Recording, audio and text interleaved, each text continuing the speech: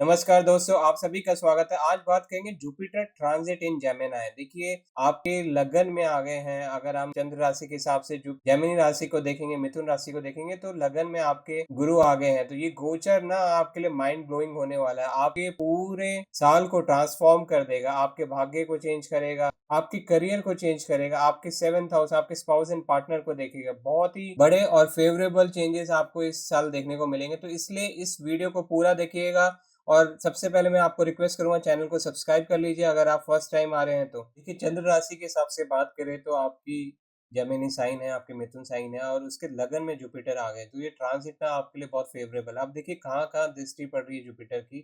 आपके fifth house में Jupiter की दृष्टि पड़ रही है, आपके सेवेंथ हाउस में और आपके नाइन्थ हाउस में। तो देखिए, फिफ्थ हाउस जो है आपका बच्चों का, आपके पास कर्मस का, आपका इंटेलेक्चुअल, आपका दिमाग है फिफ्थ हाउस, आपकी क्रिएटिविटी है फिफ्थ हाउस, आप लव लाइफ है फिफ्थ हाउस और बहुत सारी चीज़ें फिफ्थ हाउस से देखते हैं। आप देखिए, सेवंथ हाउस है आपके स्पाउस का, आपके पार्टनर्स का, आपके जो रिटेल बिजनेसेस करते हैं या फिर कोई दुकान खोलते हैं, डेली जो शॉप्स खोलते हैं, उनका भी ये।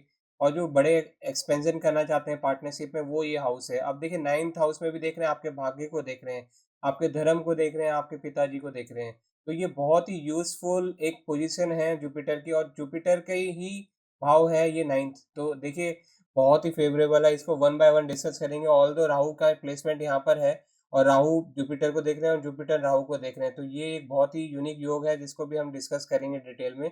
तो आप वीडियो को बने रहिए। आप सबसे पहले बात करते हैं जुपिटर का जो प्लेसमेंट है ना, मृगशिरा में हो रहा है। देख, आपको मैं एक मिथ हटाना चाहूंगा सबके दिमाग से। हम लोग कहते हैं कि इस राशि में आ गए तो या फिर इस हाउस में आ गए तो उसी हिसाब से प्लेनेट आपको फल देंगे। मैं बोल सकता हूँ ये चीज़ें कुछ हद तक ठीक है, लेकिन आपको मैं अगर एक स्टोरी के रूप में बताऊँ तो आपको ये फंडा क्लियर होगा कि किस भाव का या फिर किस नक्षत्र का या किस राशि का फल देंगे।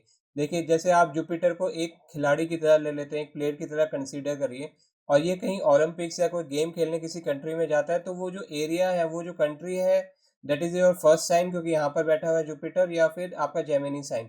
अब पर्टिकुलर उस कंट्री में जिस स्टेडियम में यानी कि जिस लोकेशन में खेलेगा वो है मृगशिरा। तो बेसिकली आपको ना बहुत कॉन्क्रीट और बहुत सूक्ष्म लेवल पे बताएगा कि किस लेवल का जुपिटर फल देने वाला है। तो इस मृगशिरा नक्षत्र में जुपिटर रहेंगे अप्रैल 10 से। तो अगर इस मृगशिरा की बात करें तो ये ना बहुत एनर्जेटिक फील्ड है। ये जो हिरन है, चौबीसों घंटे कुछ ना कुछ सर्च करता है, एक्सप्लोर करता है, उस हिरन को रिजोनेट करता है मृगशिरा नक्षत्र। तो आपका जो व्यवहार है, आपका जो नजरिया है, आपके जो फल है ना, उसी हिसाब से आपको मिलेंगे। जुपिटर आपको कुछ ना कुछ रिसर्च कराएगा, कुछ एजुकेट करने के लिए, आप कुछ पढ़ने के लिए इस साल कुछ बहुत प्रोत्साहित रहेंगे, या कुछ ऐसे सर्कमस्टेंसेस बन जाएंगे कि आपको कुछ सीखना पड़ेगा, आपको एजुकेट करना पड़ेगा, आपको एजुकेशन लेनी पड़ेगी। दोनों आपके साथ हो सकती है। तो ये एक कॉम्बिनेशन है। और इस टाइम पे थोड़ा ड्रॉबैक ये है कि आप रेस्टलेस हो जाएंगे, क्योंकि मृगशिरा चौबीसों घंटे बिजी रहता है। तो थोड़ा सा आपको अपने बॉडी का ध्यान रखना है, क्योंकि जुपिटर महाराज बैठे भी आपके बॉडी पार्ट में है। तो इस टाइम पे आप सुपर एक्टिव रहेंगे। और कम्युनिकेशन, थर्ड हाउस आपका, थर्ड साइन आपका कम्युनिकेशन है, तो कम्युनिकेशन तो आपका बहुत ही सुपर रहेगा। वोकली आप बहुत एक्टिव हो जाएंगे और बहुत ही एनर्जेटिक हो जाएंगे due due to the flavour of Mrigashira नक्षत्र।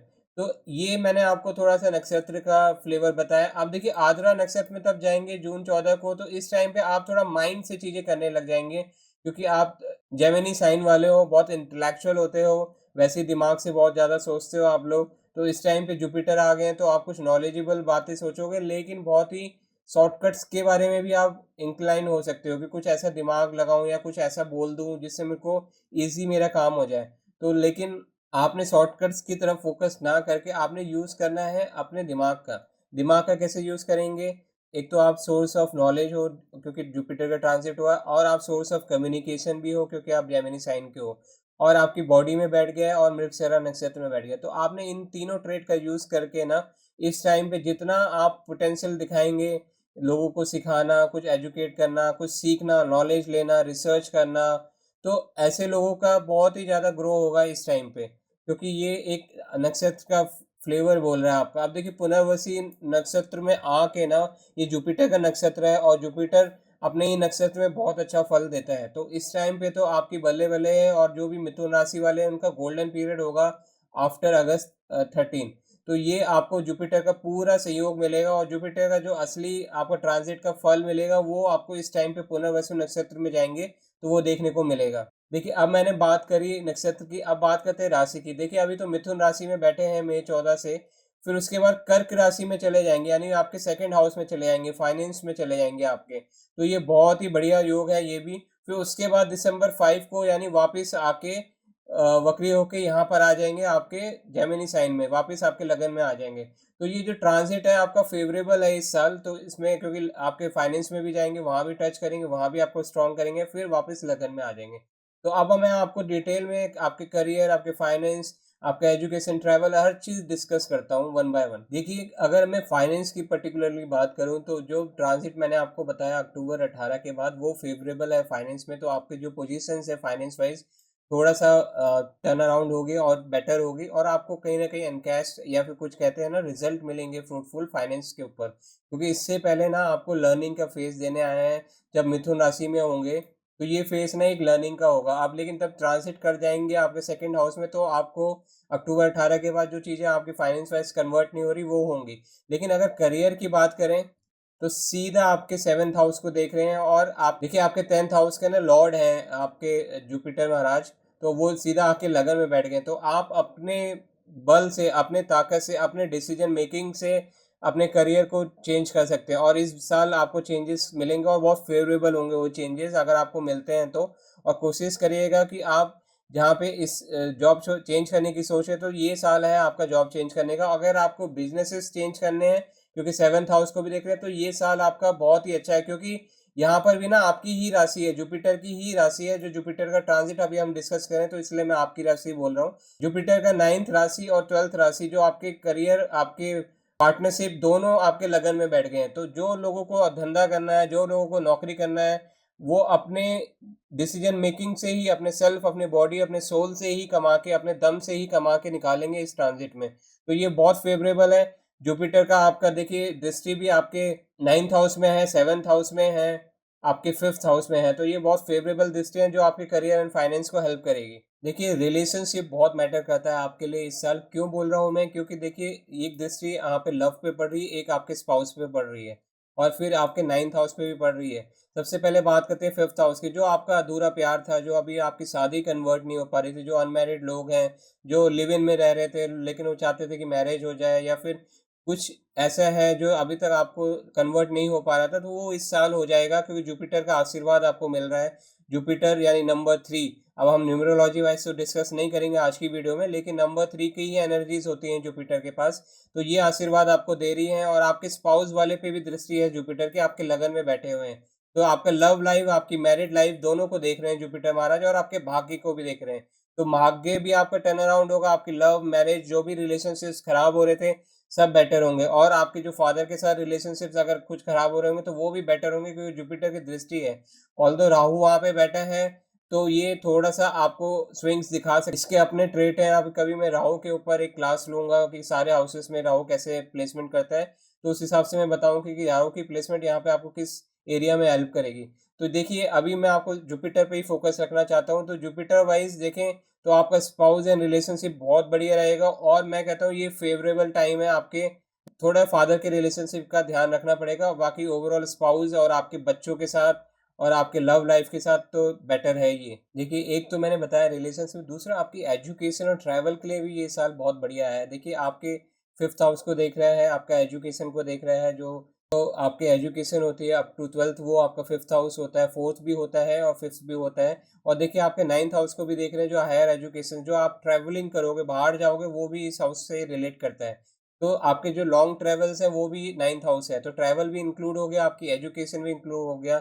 जो लोग पढ़ना चाहते थे, बाहर जाके एग्ज़ाम देना चाहते थे, आईलेट्स के एग्ज़ाम दे के बाहर जाना चाहते थे, या फिर किसी की फर्दर हायर एजुकेशन एमएससी या फिर एमएस या फिर कुछ एमटेक कोई बाहर करना चाहते थे, वो ये परफेक्ट टाइम है आपका कि आप अपनी एजुकेशन को कंप्लीट कर सकते हैं अब इस ट्रैवल से, क्योंकि जुपिटर का ट्रांजिट है और आपके 5th और 9th को देख रहे हैं। इससे बढ़िया ट्रांजिट और इससे बढ़िया साल आपके लिए नहीं रहेगा। खासकर अगर ये तब आपके पुनर्वसु नक्षत्र में चले जाएंगे अगस्त 13 के बाद, तो आपकी चीज़ें कन्वर्ट होंगी एजुकेशन में, क्योंकि पूरा योग, पूरा फल आपका जुपिटर का देने लग जाएगा जुपिटर उस टाइम पे, क्योंकि अपने ही नक्षत्र में होगा और आपके 5th और आपके 9th हाउस एक्टिवेट हो जाएँगे। तो वो वाला पीरियड आपके लिए गोल्डन रहेगा फॉर एजुकेशन एंड ट्रैवल। देखिए, बात करते हैं यहाँ आपकी हेल्थ एंड माइंड की। देखिए, आपके लगन में बैठे हैं तो थोड़ा-सा आपको ध्यान रखना पड़ेगा। आपके स्किन के इश्यूज़ आपको देखने को मिल सकते हैं। स्टमक ट्रबल्स आपको देखने को मिल सकते हैं, जुपिटर का प्लेसमेंट है वहाँ पर। और तो थोड़ी-सी दिक्कतें आपको मिलेंगी, लेकिन वो आपको अपने ही वे से ठीक करना। बाकी जुपिटर यहाँ आप जाएँगे तो थोड़ा खान-पान का ध्यान रखने का, आप थोड़ा-सा खान-पान से स्टमक का इश्यूज़ वहाँ पे हो सकती है। कि देखिए, शनि आपके 10th हाउस में बैठे हैं, तो जो आपके आइसोलेशंस को देख रहे हैं 3rd दृष्टि से, तो इस टाइम पे थोड़ा आप स्पिरिचुअल भी हो जाएँगे और थोड़ा-सा आपको ना इंक्लिनेशन होगा कि मैं अपना मेडिटेट करूँ और मुझे अकेलापन-सा महसूस हो रहा है, आइसोलेट होना जिसे कहते हैं। तो ये सारी एनर्जीज़ आपके ना इस टाइम पे आएँगी, ऑल्दो जुपिटर कंट्रोल करेगा, क्योंकि जुपिटर आपके लगन में बैठा है, लेकिन फ्लेवर्स आपको आएँगे, उसको आपको मैनेज करना पड़ेगा अपने दिमाग से, क्योंकि जो जेमिनी साइन वाले होते हैं, ये रेस्टलेस होते हैं, बेचारे बोलते बहुत हैं, दिमाग बहुत लगाते हैं, तो ये थक जाते हैं। तो आप लोगों ने ना थोड़ा अपना ध्यान रखना है, हेल्थ वाइज़ अपने दिमाग का ध्यान रखना है स्पेशली, और अपने स्किन और स्टमक इश्यूज़ को ध्यान रखना है। तो ये था ट्रांज़िट ओवरऑल जुपिटर का जो मैंने आपको बताया। उम्मीद करता हूँ आपको पसंद आया होगा। अब मैं आपको एक छोटी-सी रेमेडी बताता हूँ जुपिटर की। सबसे पहले आप विष्णु सहस्त्रनाम करें और इसकी रोज़ एक सुबह वीडियो चला लें, एक शाम को वीडियो चला लें, पूरा सुनें, ध्यान लगाएँ, क्योंकि ये एक आप पूरा तो नहीं इसका पाठ कर पाएँगे पढ़ के। अगर आप कर पाते हैं तो बहुत अच्छा है। इसका आप विष्णु सहस्त्रनाम को सुबह चलाएँ, घर पे ज़रूर चलाएँ, और अगर आप ऑफ़िस पे भी चला सकते हैं, अपने बिज़नेसेस हैं तो वहाँ ज़रूर चलाएँ, क्योंकि जुपिटर की एनर्जीज़ ना सारी एक्टिवेट हो जाती है, और विष्णु सहस्त्रनाम एक इकलौता जुपिटर की रेमेडी है जिसमें आप अपना फ्रूटफुल रिज़ल्ट ले सकते हो। और दूसरा मैं आपको प्रेफ़र करूँगा कि आप गाय को ना थर्सडे के दिन चना खिलाएँ, चना गुड़ मिला के खिलाएँ, और जितना भी हो सकता है कि जो लड़कियाँ हैं उनको पीले वस्त्र दान करें, उनको पीली चीज़ें पहनाएँ, पीला खाना खिलाएँ। ये सब चीज़ों का आपको ध्यान रखना पड़ेगा। सैफ़्रॉन का आप तिलक लगा सकते हैं, केसर का आप तिलक लगाएँ। तो ये कुछ रेमेडीज़ हैं जुपिटर को एक्टिवेट करने के लिए। लेकिन सबसे पहले जो एकमात्र रेमेडी है जो मैं सबको सजेस्ट करता हूँ, आपने ना अपने नंबर 3 को एक्टिवेट करना है एज़ पर न्यूमरोलॉजी। अगर आपको न्यूमरोलॉजी समझ नहीं आती है तो आप मेरी न्यूमरोलॉजी की प्लेलिस्ट देखिए, वहाँ मैंने फ्री कोर्स किया है, वहाँ पर आप पूरी प्लेलिस्ट में 10-15 वीडियो में आपको बेसिक पता चल जाएगा। फिर उसपे आप अपने नंबर 3 को एक्टिवेट कर दीजिए, नंबर 3 की स्पेसिफिक वहाँ पे वीडियो है, आप उसे पूरा वॉच आउट करें। और आपको बोलूँगा, अगर आपको मुझसे बात करनी है तो गोलू कृपा ऐप है, उसे डाउनलोड करें। 101 क्वेश्चन्स आप मुझसे उसमें पूछ सकते हैं। वहाँ आपके लिए मैं 24/7 अवेलेबल रहता हूँ, और आपके क्वेश्चन्स का आपके इंडिविजुअल आपके मोबाइल पे ही आंसर आ जाएगा।